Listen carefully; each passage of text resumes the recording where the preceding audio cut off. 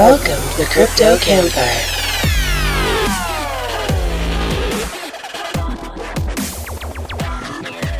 They don't practice sand tortillas or whatever Sublime said. Mitch and the Professor. Featuring special guest Rafi Glantz. Hey guys, welcome to another episode of the Crypto Campfire podcast. Today we've got Rafi Glantz, the community manager for Celsius Network. Before we start talking to Rafi, we're going to go ahead and listen to some crypto news from the Crypto Gent. Thanks, Professor. Hello, Crypto Campfire listeners, and welcome to the cryptocurrency news in a flash with the Crypto Gent. Block One announces blockchain-based social media platform called Voice. USA and Japan are the top sources for traffic in cryptocurrency exchanges. 64% of ransomware attackers launder their money via cryptocurrency exchanges. And Bitcoin price heads back towards $8,700. That's the cryptocurrency news in a flash with the Crypto Gent. Back to you, Professor. Thanks, Crypto Gent. All right, Rafi, it's awesome to have you on the show today. Great to be here. So why don't you tell us a little bit about what you're doing in the crypto space and how you got involved with Celsius? So I will start at the beginning, more or less. I got into crypto pretty much right after I got out of the military. I was working in Forex at the time, and one of my clients said to me, I was teaching technical analysis, and one of my clients from Denmark said, "You must look into Litecoin. It is a great investment." And I told him, "You're crazy. You're going to lose all your money. What is this penny nonsense?" And he said, "No, it's only 2 cents. It's a great idea, I tell you." And I told him he was an idiot. And obviously I was horribly, horribly wrong. And I regret that deeply. But about a year later, I started getting much more involved. And I mean, I knew about Bitcoin previously, even in 2012, because when I enlisted, I was really into Naruto. And the only place I could read it on, basically deployed on base was online. And all these online websites had donations in Bitcoin. They had their address or whatever there. And after, 2 or 3 months of seeing it and not knowing what this random string of numbers and letters was, I said to myself, let me figure out what this is. And I looked at it and I said, "Oh, cool, you can buy drugs on the internet." And so it really took me a while to figure out why Bitcoin is such a thing and why blockchain is such an important game changer for everybody, really.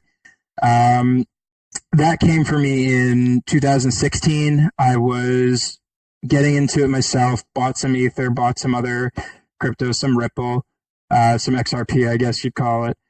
And I eventually started working for a company called Zeeks, and I was community manager there.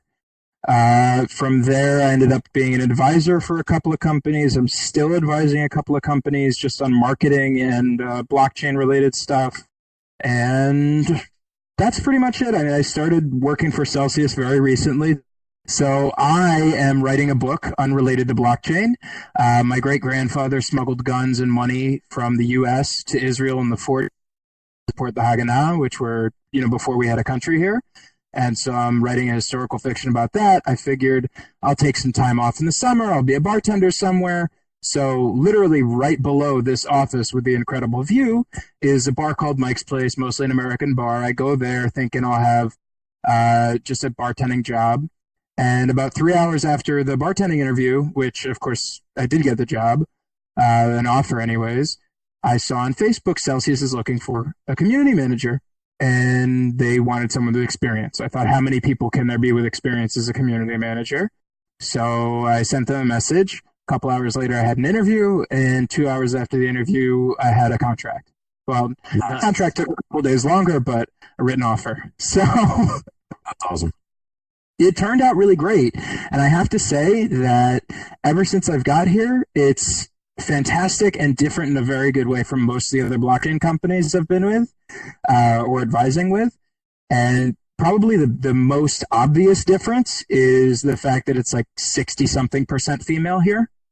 And it's not something that you see many other places. And I do think that you get a very, very valuable perspective from it. Plus, it gives us a great angle, because there's so few blockchain women. Ours can be headline speakers, lots of different places. The female brain just, it works differently than the male brain on a intellectual level.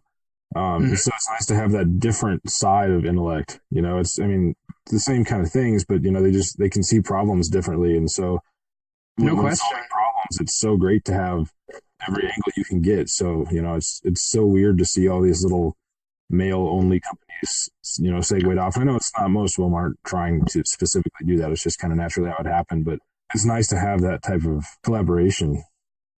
For sure. So- It's also great to have a nice company culture like that where it's not just all dudes all the time. Right. It gets old. I'm not gonna lie. It does, bitch. Rafi, Book you're writing. I'm intrigued. Tell us more about that. There's not too much to tell right now. I've only got, 50, 60 pages written. But basically, my great-grandfather, he had this little tiny, like, salash, like not a medal exactly, but like a commendation from the state of Israel. And this was like in the 50s. He never told anybody in the family about it. We all just thought he was a regular Cadillac salesman. And as it turned out, after he passed away, the family found out about it. And there's still very, very few details because what they did back then was mostly working with Jewish gangsters like Meyer Lansky, who is the guy Hyman Roth in the Godfather's based off of. So, like, those were real people, real smugglers, real, in some cases, murderers, although I don't believe my great-grandfather was. And so, obviously, all that stuff is not exactly written down and talked about because they would have gone to prison. So it gives me a huge amount of artistic license to make a sort of historical fiction because there are not that many cold, hard facts. But I think it can be a really interesting book. That's awesome. I'm looking forward to it. I definitely have to keep track of that and grab it when you're done. Awesome. Thanks. I got one reader now. I bet you got two. Mitch, you better be buying a copy too. I'm on the way to the New York Times list. There we go. Nice. Crypto Campfire is going to set it off. Woo! I can feel it. I can feel it. I can feel it coming in the air tonight. That's say it. it. Oh, Lord. The Bitcoin's going up. I can feel it. I can feel it. Heck yeah. It's coming. We got good times ahead in the market. I'm feeling this year is going to be nice, and next year is going to be even more beautiful. Oh, for sure. I mean, anybody who's really expecting drops to 3K, I don't know what they're smoking, but I'd certainly like to check that out because the mining cost is well over that. Plus, you have the halving very soon. Under a year, you're going to have all the mining rewards are cut in half. And that's why I think that we've seen so much institutional investment, all this dollar cost averaging over the last year and a half, because they know it's coming. And they're not idiots. They're following the big patterns. They know when it changes. I mean, if you look at, all the historical halvings, they all are just before the major bull runs, and that's just how it traditionally works in markets. There's right, supply there's an event that happens. Yeah, so you've got instances of amounts of money. They're not going to just throw it in at any point in time, going, well, it's going to be $1 million later, so we might as well do it. No, they're going to get the absolute best price they can. Right, and that's also why you see so much of this almost like collaboration to deflate it, to keep the prices low. And you see so much of this, no movement in the market despite all this good news. And then the littlest bad news, well, it's kind of on purpose. I mean, if you were in an investment bank, that's exactly what you'd be doing. And honestly, with these new currencies, in a lot of cases, the laws just aren't there yet to make insider trading illegal. Like, in a lot of cases, it's moral. It's just not illegal. So what are you going to do? Yeah, I mean, it takes so long for legislation to catch up with tech, I mean, it just moves so fast. It does, and that's part of what's frustrating because, especially in the U.S., you have all these different districts. Every state has different laws, and not every state legislates at the same pace. Some state legislatures only sit for like 50 or 60 days a year, which is crazy to me, and they still get a salary. Well, let's not go into politics too deep, but, we'll never end this. But, I saw that guy, that Brad Sherman, that representative, he's absolutely right saying that if the U.S. wants to maintain their sovereignty, to a large degree, they would need to ban all digital currency because a huge portion of the U.S.'s strength and influence comes from the fact that oil and many other commodities are traded almost exclusively in dollars. The dollar is the world's reserve currency. And if the U.S. were to lose that, that would be a massive blow. I mean, of the Forex market, where about $4 trillion are traded every day, 1 trillion of those dollars in everyday trading is just on the euro dollar. Yeah, it's absolutely nuts. Even in his statement, he said it like word for word. You know, basically the U.S. dollar's power would be diminished by cryptocurrencies, and he said it in his statement, trying to ban it. Like you said it. You know, we don't know what you're doing. But that's the thing, that they're right to be scared. They're absolutely right to be scared. China would love it if we're not the dominant power anymore. And to be honest, it's a little bit of a scary thing.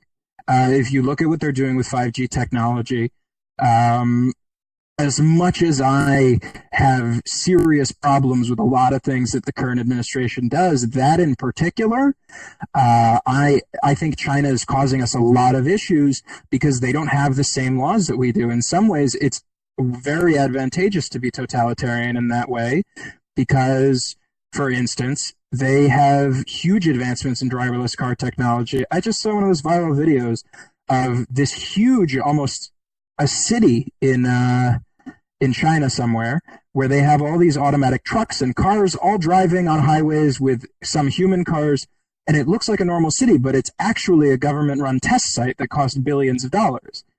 But they can do that because they're communists. So the government can just say, okay, we're going to spend $100 billion on driverless cars because we know that in the long run, it'll make sense. They can do the same thing that Elon Musk did with SpaceX to bring down the cost of space travel. This is something that I'm extremely passionate about, is space travel, because I think that is really the key to us progressing as a species. With Lockheed Martin and Boeing doing the United Launch Alliance, there was almost not a single launch that cost less than $300 million to essentially throw away a giant metal can in the ocean, right?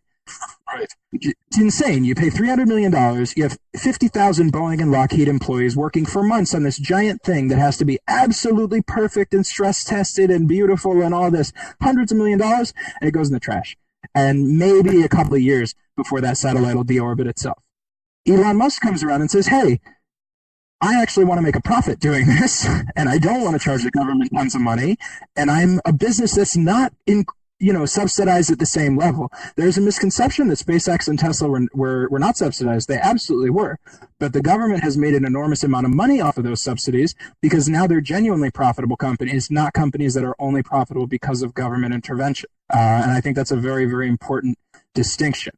So right now, I think the latest figure was $47 million for a Falcon 9 launch, which is, a sixth of Lockheed's cost, and they can still land the rocket.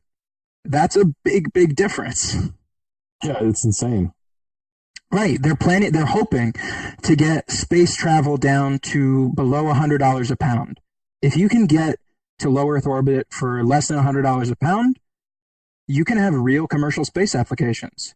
And I think that is the biggest obstacle that we have, is that so many of us know what the right thing to do is. So many of us know whether it's alternative energy or it's blockchain or whatever the advancement is, we know what the right thing is. We don't have the wherewithal. We don't have the time to convince everybody else around us to join in.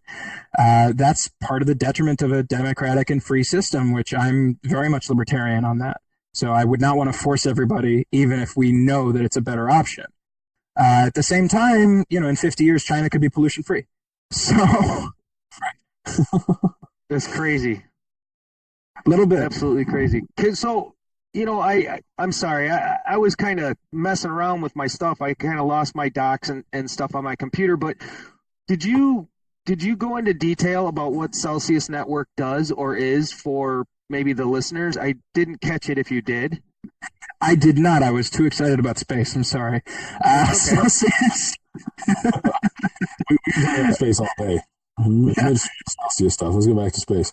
That's way more interesting. There's actually a really cool technology that allows you to have a wallet that would be geotagged, so you would only be able, it would be linked to a specific satellite, and you could only open that wallet when you're in a specific geographic location.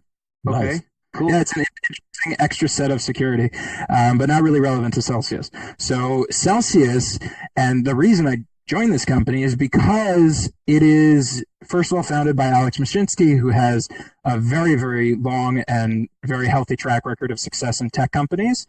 And beyond that, Celsius is applicable to every single crypto user and every single person who has a bank account today, even. With so many of the applications in crypto today, it's not applicable to everybody. It's certainly not something that could facilitate wide adoption. With Celsius, it actually is something that could facilitate wide adoption because everybody needs somewhere to put their money, whether it's a bank or it's under your bed or it's a cryptocurrency wallet. You need somewhere to put your money. And you want to be able to earn something on that money as well. Because if you hold fiat, it depreciates in value, however slightly. And if you put it in a bank, chances are that you're going to end up paying the bank money when it comes, after ATM fees and all the other bullshit that they put you through. Excuse my language. Fucking banks. Campfire, you can say whatever you want. Yes, motherfucker. Anyways, so Right on track. as opposed to working with one of those banks where, let's say you put $10,000 into your account, you'll maybe get 1.5% in a savings account if you're very lucky with a credit union. And again, with fees, you're probably not going to make anything in the end. So with us, you can actually deposit, one of any 12, 15 different cryptocurrencies right now and earn between 3 and 8 to even 10% in sell on those assets every year. Every week you get a proportional amount of your APR percentage, and that's it. You can withdraw whenever you want without fees. We even pay the network fees, which I think is pretty cool. You can deposit however much you want. There's no minimum. There's no maximum. There are other projects like it, but they all have either really restrictive T&Cs or high minimums or something like that. We really, really, really want to actually go talk to any person who owns crypto, any person who has a bank account and isn't satisfied with it, which is pretty much everybody, and say, look, you don't believe in Bitcoin? I think you're dumb, but we also offer interest on stable coins, which are engineered to stay worth $1. So, go down in value over time slightly, but not the point, again, to argue with these people. Whether you want to keep it in, Bitcoin Cash, Bitcoin. Like, I got into a Twitter argument today over Bitcoin Cash and Bitcoin on our Twitter page. And I had to say, guys, we're not commenting. We're serving everybody. We're a business. You guys want to fight about Bitcoin Cash? Enjoy. I'm here to make money. It's as simple as that. Yep. It's as simple as that because we're not, we're certainly not in business to end up like JP Morgan and all get rich. Alex himself has said on stage multiple times, he has his own money. He doesn't want to take yours. But at the same time, we're certainly a business that's out there to make a profit. Otherwise, we're not going to stay around. So we operate almost exactly the way that a bank does with several key differences. So when you have a bank that has, let's say, just keep things simple, 100 depositors with $1 million in the bank, right? So those 100 depositors get 1.5% on their money.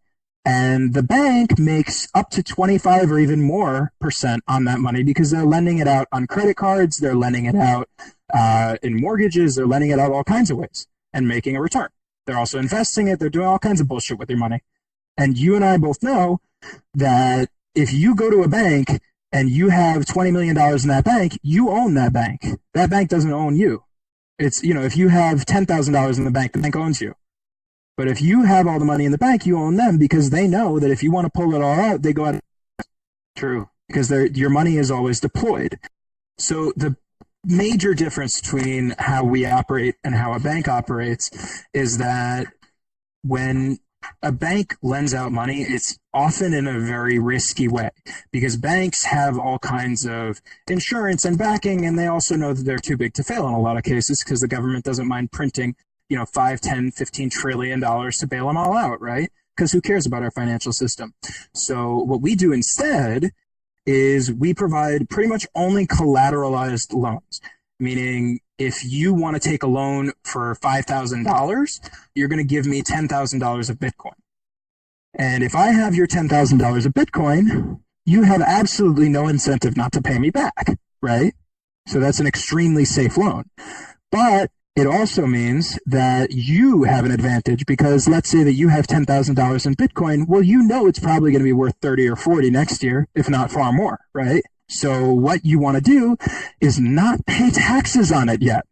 So you take out a loan on your Bitcoin for a year at 4%, at 4.95% if you put down enough collateral. At 4.95%, you take a loan, you don't touch that money, you pay it back regularly and you pay the few percent interest that it is over that year, which is far less than the 25% minimum taxes that you're going to end up paying on it.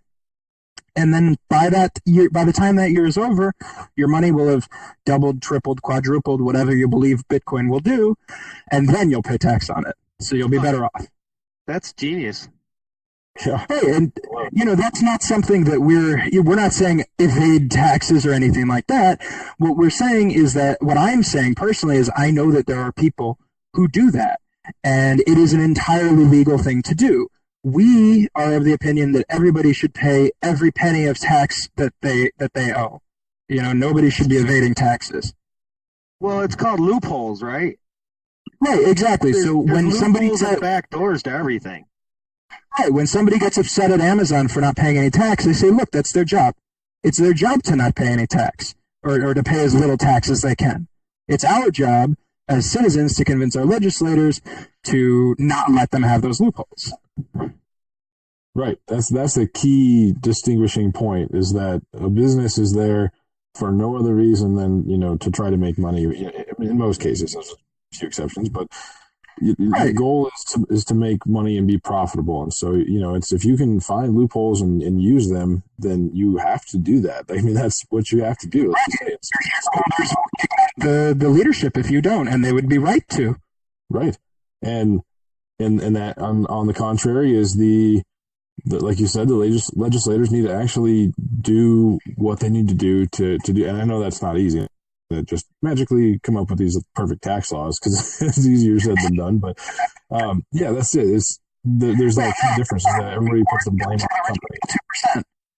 Right. Put your blame right in the right direction and do what you can to make a difference rather than putting your blame on the company that's trying to avoid the taxes. Exactly. Yeah. So that's why I love what Andrew Yang says. I don't know if you guys have heard him. I don't know what your political leanings are, but I am huge on Yang because I looked at all the math that he set out, and it makes sense. And not only just the automation stuff and the universal basic income stuff, which I was very much opposed to originally because it felt like a handout, but just the way Trump won. There was all this talk about Hillary and everything else, and the real root problem was that 4 million people lost manufacturing jobs in swing states. That's really what it was. If you look at the numbers, and I think that we need somebody who doesn't really care what's politically expedient and tells you what the fucking truth is once in a while. Yeah, see, I haven't looked into it. I've seen his Twitter page briefly, but I've never really looked into his campaign platform deeply. So. But I like seeing math and I like numbers, so I'm definitely going to have to check it out. And there's so many empty promises in the political world that I usually don't even bother looking too closely. And so if somebody it's so frustrating. Good logic behind things, then that's worth looking into. Agreed. It's a shame we don't have more of that in the debate today. So right? Rafi, tell us about your fighter jet experience. That whole experience when you were flying jets. For sure. So I was at a crypto conference in Tel Aviv randomly. I got invited to drinks afterwards. We went to drinks on the beach, and I ended up meeting this random Serbian dude named Vlad, who was very nice. And we had a pretty crazy night of drinking, made friends, stayed in touch via WhatsApp. I didn't really think it was anything special. He mentioned that he had a farm in Humboldt County in California that grew herbs and herbs. And he also owns an airport. And I said, what do you mean you have an airport? And he goes, oh, small airport in Serbia is very nice. And I said, okay. So it turns out Eka Airport was built in 1942 during the Second World War. And it is a really fucking cool airport. They have barracks there, and he is a warbird enthusiast, which is basically fighter jets from the 50s to the 80s-ish, 70s more like, because, once you get to the F-14 level of aircraft, you're talking about a very, very large plane that costs millions of dollars a year to keep up, and, you're like 10 different maintenance people, just a lot of work. So it's not really reasonable for a civilian to own one of those, nor is it legal pretty much anywhere. The F-14 in particular, because Iran still flies them. So America doesn't want anybody giving them parts. But because Tomcats are still very, very, very, very good flyers, they have a variable wing. So it gives them some advantages that modern planes don't have in dogfighting, because modern planes worry less about dogfighting because they can engage from hundreds of miles away with radar rockets. I was obsessed with the Tomcat as a kid. I had Tomcat models that I built all the time because I didn't really know much about the cool shit about them, but I just loved moving the wings in and out. So, I can't blame you, man. Fighter jets are the coolest thing in the goddamn world. So I was with my ex-wife in Romania on a vacation. We were hanging out, and we were on the Serbian border, basically in the middle of this fucking forest, and she texts me, she taps me on the shoulder. She goes, "Hey, isn't your friend Vlad in Serbia?" And I'm like, "Yeah, I guess. Well, text him." I text him. 3 hours later, he meets us at the border. We drive to, and this is the middle of the night, by the way. So in the middle of the forest, in the middle of the night, we go from Romania to Serbia. It already sounds like a horror movie. And we get in his car. He drives us to a hunting lodge. Now, my ex-wife is vegan, so hunting lodge was not the best place to stay, especially with all of the antlers everywhere. It was upsetting for her. And anyways, we got up in the morning. We went to the airport. He scared the shit out of me by pretending to have trouble with the plane before we went up, which was really funny in hindsight. Hindsight's 2020.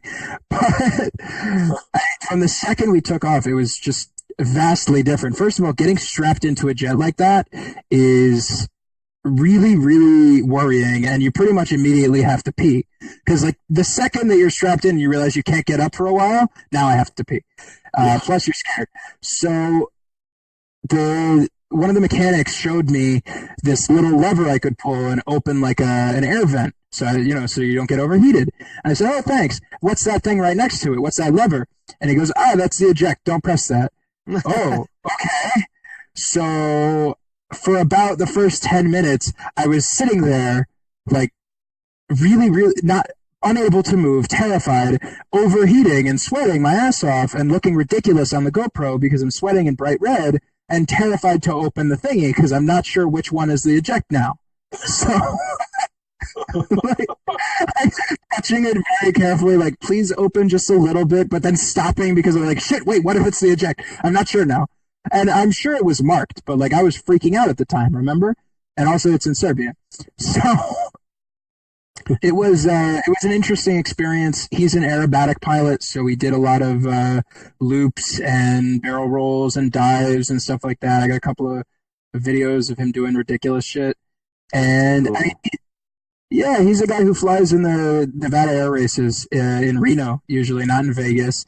And I mean, he has a special G2, a Gallup G2, that he covered up the holes where the 50 cals used to be, so that it's more aerodynamic, and that's the one he uses for racing. The other one's just for funsies.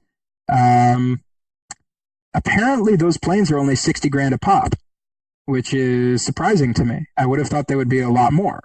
Obviously, upkeep ain't cheap, but I mean, that's not an unreasonable price for a fighter plane. Sounds like a good deal to me. Right? Yeah, it is. But gas is 750 euros an hour. So yeah, but shit happens. I will say this: there's absolutely no better feeling in the world. And fighter pilots will say, I strap my jet to my back, and I never got it before because like you're sitting in it. But when it's moving, you feel just this huge surge of power behind you, and you feel invincible. In a regular plane, I felt, you have some turbulence. I felt uncomfortable. I've been afraid, no question, because I have absolutely no control. I'm in a flying bus. I don't know who the pilot is. Who knows what could happen. But in a tiny little plane like this, even when you're hanging upside down, looking at the farms pass underneath you at 500 miles an hour, there's no fear because you're moving. You are the one rocketing forward at 500 miles an hour. You are the one with all of this control. It's not a feeling of fear, I wouldn't say. I threw up only 20 minutes after we landed, not during the flight, so I was very proud of that. Oh, cool. The ground must have felt like it was still moving. Oh my God. It was like I was seasick. I'm very, very lucky I didn't pass out, because we hit like six Gs, maybe a little bit more. And, I didn't pass out, but some people do at that point. And I think he kind of wanted me to, because he had a G suit and he just gave me like a onesie and not a G suit. So, yeah. It's good enough, right? I mean, he told me to do the thing where you suck in your gut and you flex your legs and your butt so that the blood can't leave your head so you don't pass out. He's like, do that. And I said, okay. And I didn't pass out magically. So, good enough for me. Good. Well, you made it. Yeah, I'm still here. Thank God I wasn't flying the plane. I only got to touch the controls for like 10 seconds. So, Nice. Yeah, I'm definitely going to go back there and get my license, because he does have a flight school there. So that's like the big dream is, a couple of years, once I'm real set, books written, everything like that, spend my time flying and meeting different girls to take flying. That'd be sick. How long does it take to? Do you know how long it takes to go through that process and get a license? So for a private pilot's license, you're looking at 40 hours in the air. So that could take you anywhere from 2 months to 6 months, depending on how much flight time you could get, how much classroom time you need, and how confident your instructor is in you. So with some instructors, they'll feel very confident with you after 40 hours of flying. And with others, they'll want 60 or they'll want 80 even before you have your license. But to fly pretty much anyone else, you need a commercial license, which is 250 hours. And then to work for an airline, you need 1,500 hours, which is a lot of hours. And most pilots are paying for those hours on their own. So it ain't cheap. So what a lot of people do is they'll get like a bush pilot job, or they'll get not a skywriting job, but one of the ones where you pull one of those signs on the beach. And that's basically, you get paid to add hours to your license, which is kind of nice. Or they end up being instructors, which is also good. Right. That's not so bad. I would have thought it would take longer than that. So. Yeah, it's not that bad. The thing is that most airlines just want you with an engineering or some degree like that as well, in addition to flight. I don't know if I'd want to work for an airline, though. I mean, I think it'd probably be a lot more fun to be a bush pilot. Oh, yeah, hell yeah. I wouldn't want to work for any... If I was ever going to do that and go flying, I would just be flying around doing dumb shit. Probably get my license taken away immediately. And there's some canyons in the Appalachians and the Bitterroot Mountains, sort of the western middle of the country, where I've read about canyons where you can fly underneath houses that are sort of up on cliffs, which is pretty crazy. Oh, nice. Yeah. Just being able to fly in America is an unbelievable thing, because there are a lot of small airfields. There's a lot of places to refuel, especially in a state like Texas or California. Whereas in Israel, in large part due to the security situation here, there are very few private planes, and they are very tightly regulated. Like even if you were an ex-fighter pilot for the Israeli military, there's no way you could have even a MiG-21 here.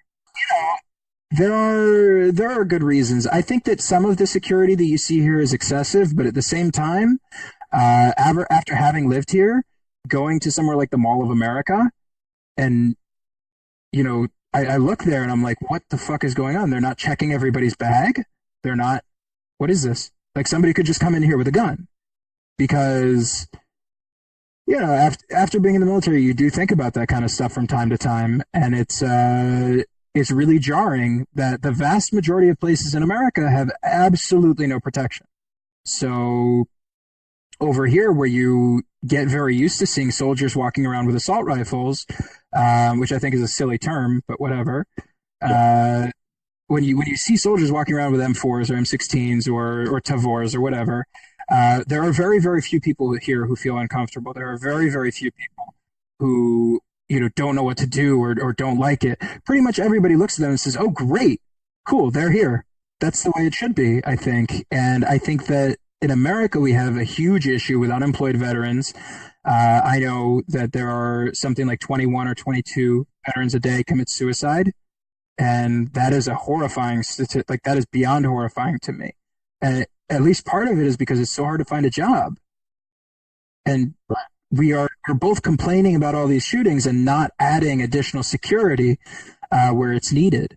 So I think that could be a place where, there is an opportunity for, whether it's a charitable organization or a business organization, to take veterans and say, hey, let's start, whether it's community watches or something like that, because those are skill sets that are very much needed.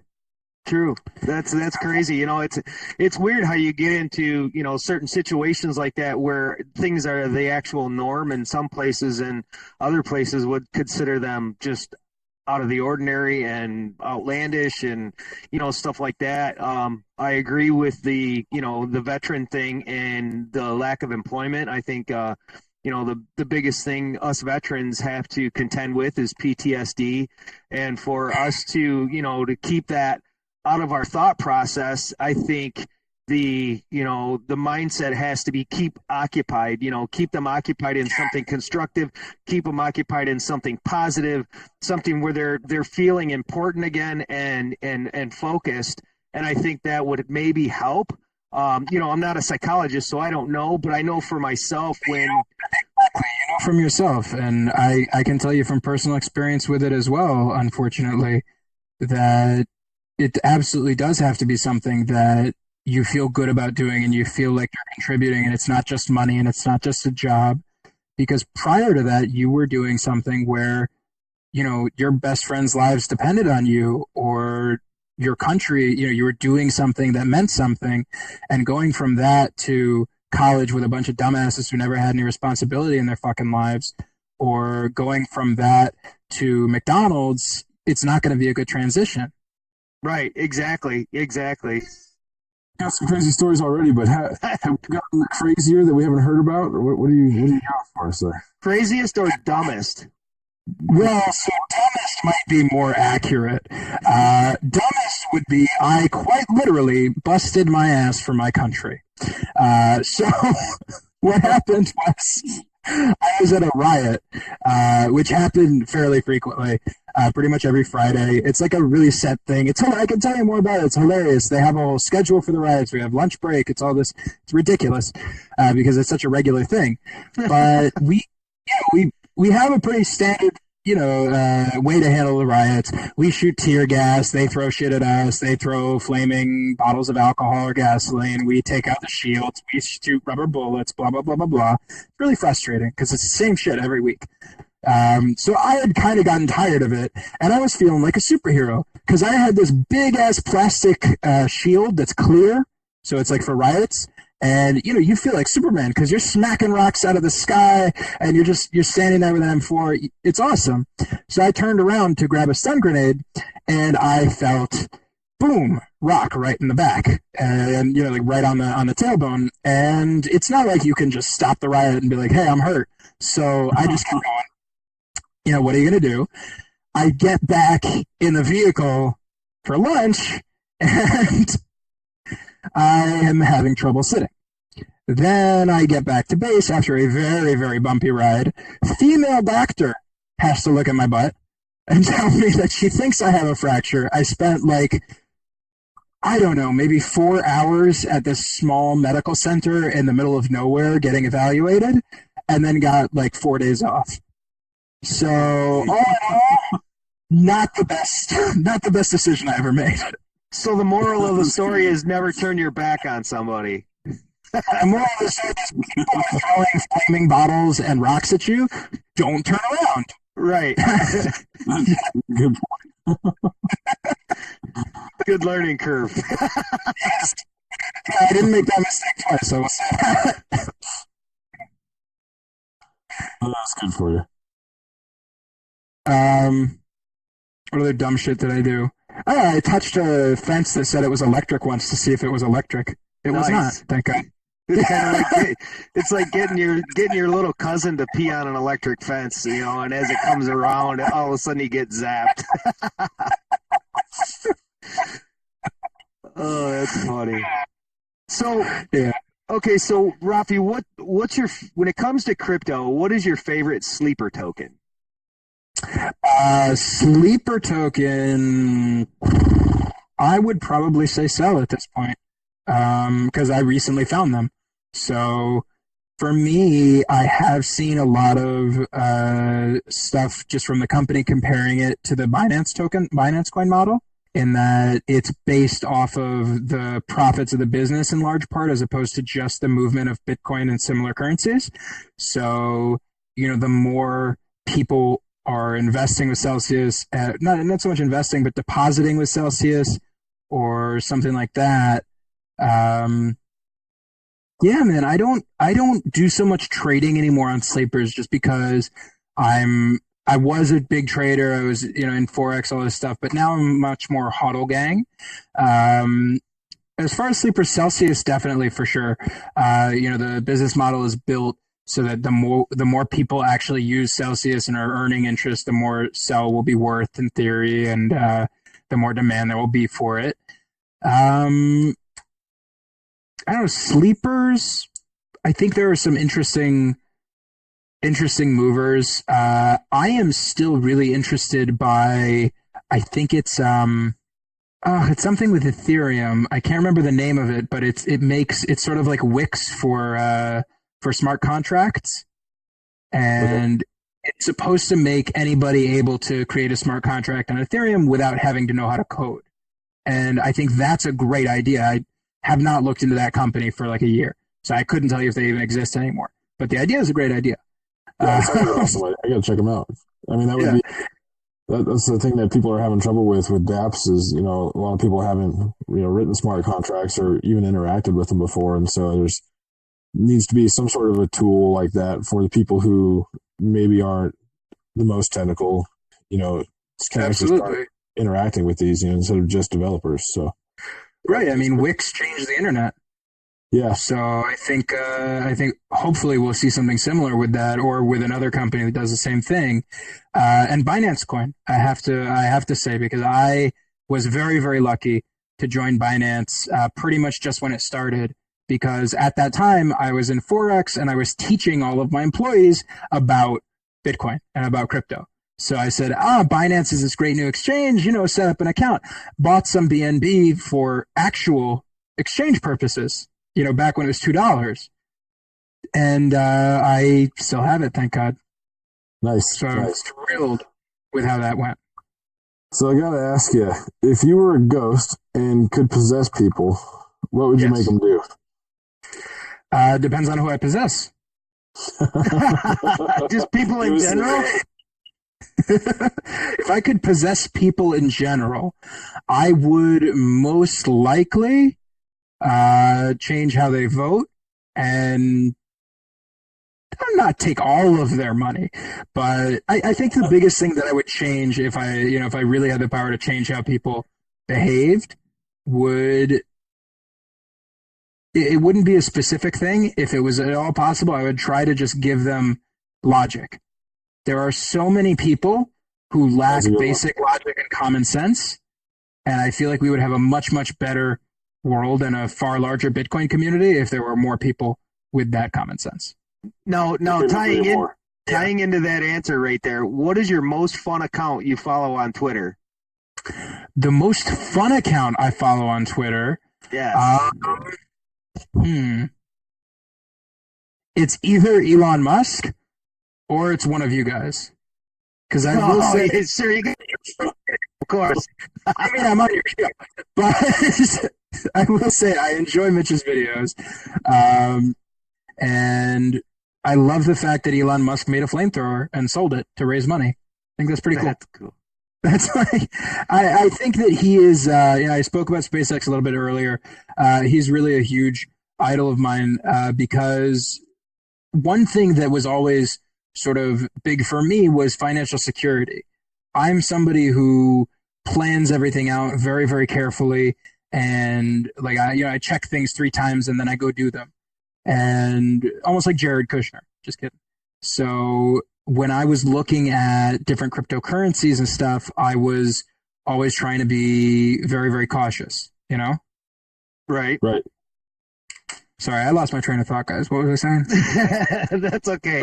We were talking about your favorite follower on Twitter, and then you mentioned something about videos. What did you mean by videos? You mean our broadcasts? No, the little whether it's live streamed or not, I don't know, but like the selfie videos that one of you guys put up. So those are fantastic because you don't see enough people actually using social media for what it's for. Like the stuff that you guys are doing, trying to go to actual business owners and tell them accept Bitcoin, accept Bitcoin. That is exactly what has brought us to this point. And what we need to continue doing at the micro and the macro level if our community is going to go anywhere.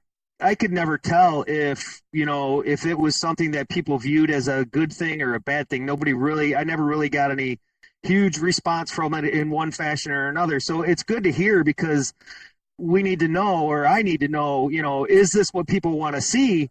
I want people to see that, getting off your ass and going out and spreading adoption is a huge tangent in this industry and for us to move forward. So that's why I'm out there doing that, more so to help this movement for all of us in the end. Absolutely. I mean, look, I think that one of the biggest issues that we've had in the last couple of years is the big gap between actual adoption and investment.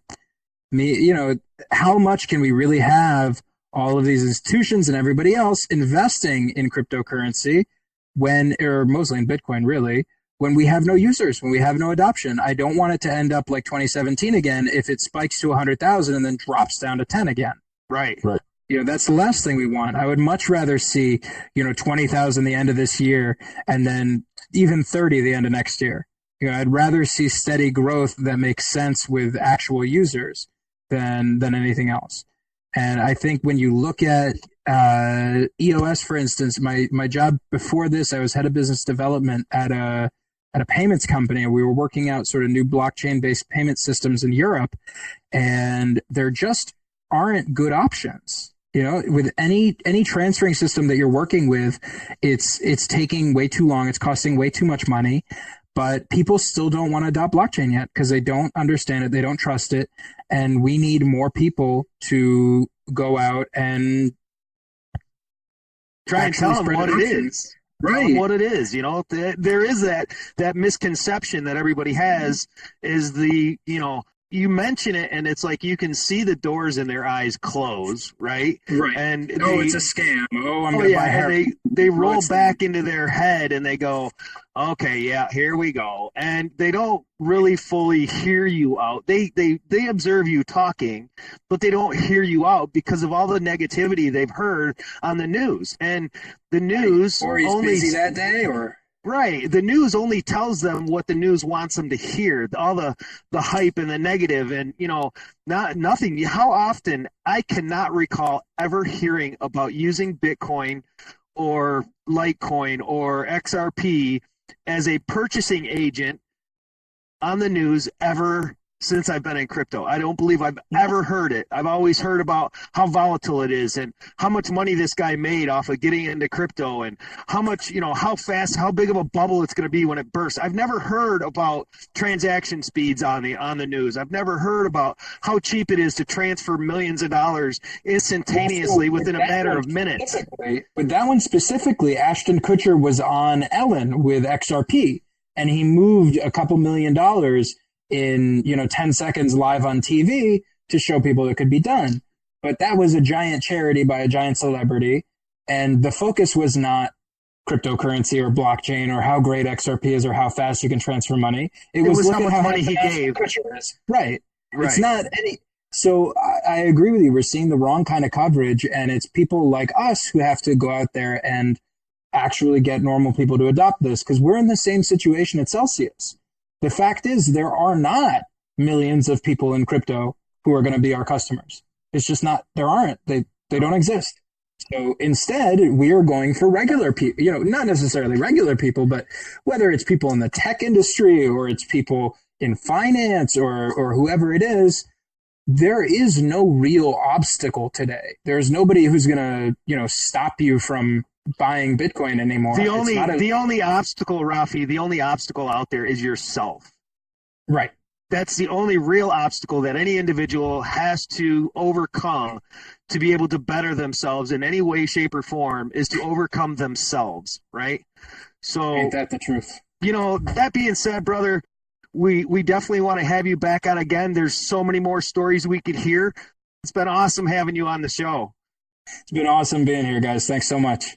Yeah, it's been good to have you on, man. We're definitely going to have a part 2, and I still think we need to get your airplane buddy on the show too at some point. So I got to try to get him. Hell yeah, it's going to be sweet. Looking forward to it, man. Maybe we can get you both on at the same time or something.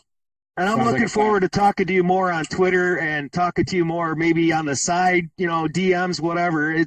I like how you think. I really enjoy your conversation and your experiences and the energy that you bring to them. So thank you very much for that. And I look forward to expanding on this relationship, definitely. And speaking of Twitter, thanks, man. Before we go, try to make it good. There was a thing last night that happened on Twitter.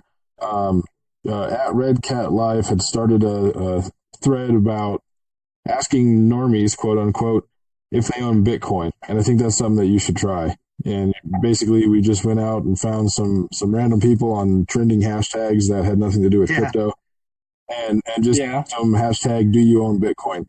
And we got some interesting responses, some interesting threads, and it's kind of fun. So I think you should go out there and give that a try. Yeah, why not? Yeah, I might even do it on the street. There you go. That'd be cool. Do it on video, man. We'll pass the adoption torch on to you. On the beach on video. Heck yeah. That'd be great. Looking forward to it.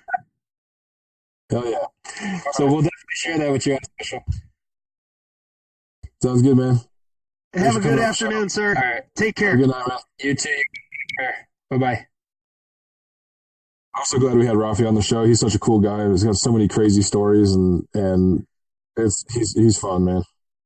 Oh yeah, he's definitely a lot of energy from that guy. A lot of stories, man. We could have talked for hours. I bet you if we were sitting around an actual campfire together, we probably would have gone through a case of beer, probably a fifth of alcohol, maybe a bottle of pop to go with the alcohol. I don't know. Sometimes some guys drink that shit straight, but I definitely think we would have been 4:00 in the morning. Okay, it's time, right?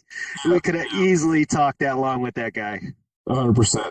100%. Sometimes it sucks to have to close these off. It's like, can we just keep going? Can we make this like a 3-hour podcast?